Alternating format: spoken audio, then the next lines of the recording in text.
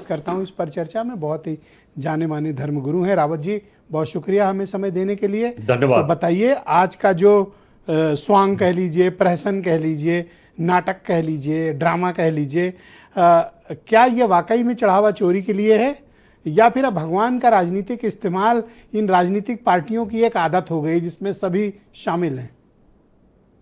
ब्रजेश जी, कभी कभी आप अच्छे के लिए करते हैं लेकिन उल्टा पड़ जाता है। और आज समाजवादी पार्टी और अपोजिशन और कांग्रेस के लिए ये चाल उल्टी पड़ेगी।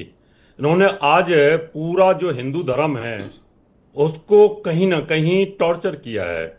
उन्होंने कहीं ना कहीं उनकी श्रद्धा को कुचलने की कोशिश की है, जो भगवा पहन करके जो इन्होंने एक मदारी का खेल किया है। उस मदारी के खेल के अंदर बड़े बड़े बुजुर्ग नेता थे और वो मदारी के खेल में पैसा डाल रहे थे।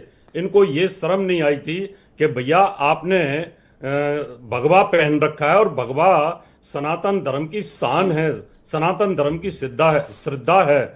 और अभी काका साहब कह रहे थे कि इन्होंने तो कुंभ के अंदर लाशों के बारे में जानकारी नहीं दी।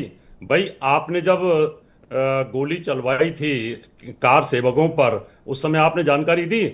उस समय आपने बड़ी बेशर्मी के साथ ये बोल दिया था कि अगर मुझे मुसलमानों की वोटों के लिए, मुसलमानों को खुश करने के लिए और मुझे गोली चलवानी पड़ती तो मैं गोली चलवाता, और बाद में उसके लिए फिर माफी भी मांगी।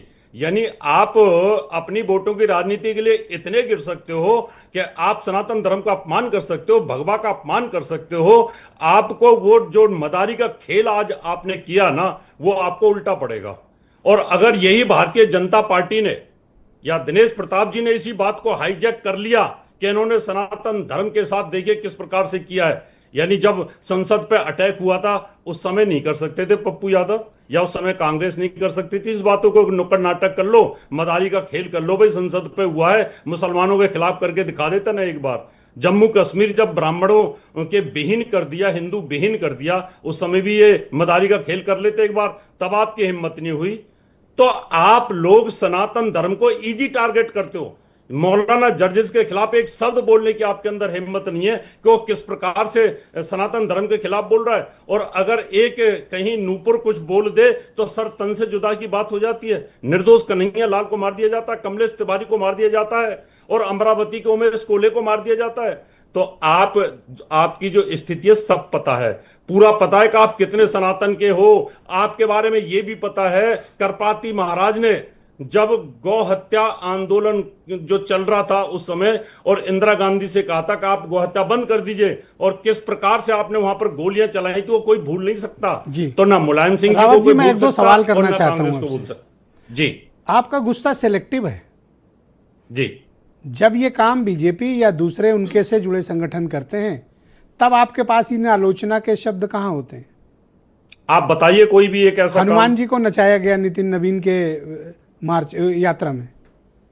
कलाकार में और असली में फर्क होता सर, है। तो ये भी तो कलाकारी हुई सर। नहीं, वो भी कलाकारी थी तो ये भी कलाकारी। नो सर, सिलेक्टिव ना होइए सर, इनकी भी आलोचना करिए आप, और इनके कृत्य को भी आप गलत बताइए। एक मिनट, मैं दोनों को गलत कहता हूं। भेजा है और ये पार्लियामेंट में बैठे हैं और इतने बड़े पदों पर बैठे हैं, क्या इनको ये शोभा देता है? वो तो एक छोटा सा कलाकार था, उसने अगर कर लिया तो क्या फर्क पड़ेगा? उसका तो दिमाग का लेवल इतना नहीं है जितना इन लोगों का है। खड़के साहब जैसे बुद्धिजीवी आदमी इतना अनुभव लेके बैठे हैं और वो पैसे डाल रहे हैं, यहां तकलीफ होती है। कलाकार तो देखो कलाकार है, वो तो कुछ भी बोल सकता है, आप उस पर इतना नहीं दे सकते कि हनुमान जी को नचा लिया। लेकिन ये वाकई जो इन्होंने मदारी का खेल किया ना, ये इनको आहत करेगा और इनको उल्टा पड़ेगा। रावत जी, बहुत शुक्रिया, कृपया हमारे साथ बने रहिए। मैं आपको अयोध्या